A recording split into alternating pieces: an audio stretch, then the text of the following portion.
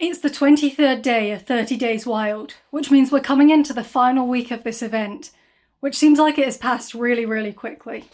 Today, I'm going to choose my wild act as helping the climate a little bit by choosing to walk somewhere instead of driving.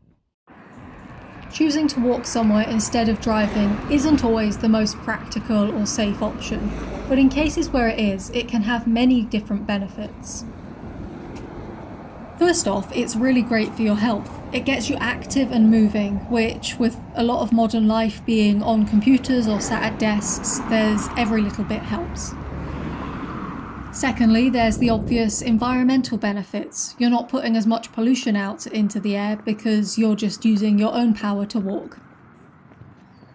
You also get to see and appreciate more of the area that you're going through because you're taking things at a slower pace and getting to actually look around and maybe spot a few animals around or see local sites that you wouldn't otherwise get to see. Sometimes it can even save you on time. If you live in a busy city, for example, sitting in traffic may take more time than just walking to your destination.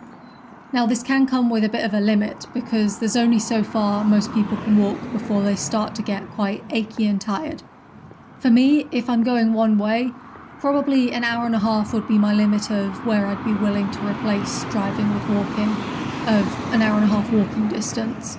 If I have to then make the return journey as well, I'd probably cut that down to an hour, so it's a maximum of 2 hours walking, unless I'm going out for something deliberately like a hike where I would want to walk for many hours in a row. If I'm just going about my daily life and have to have the energy to be able to do that, then those would probably be my personal limits at the moment. Another added benefit to walking instead of driving is that it can really help with your mental health.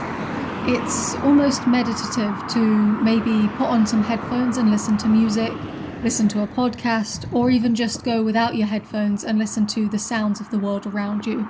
I know for me, when I've had rough mental health moments and I've just gone for an hour or two's walk, it's really helped clear my head and get me thinking in a better frame of mind again.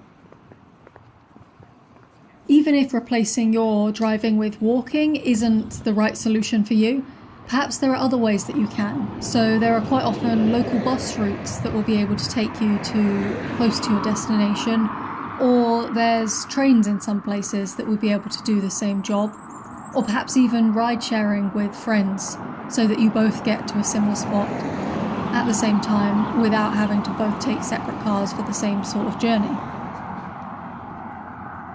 As a field worker, I quite often have to drive long distances over multiple days over seasons to really remote locations where there isn't the option of public transport, and it would take me days just to walk to those spots. So I really try to be conscious to walk when I can to try and reduce my impact on the environment.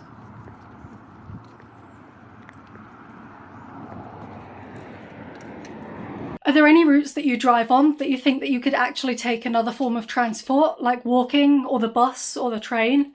Let me know in the comments and make sure to subscribe to keep up with the final week of 30 Days Wild.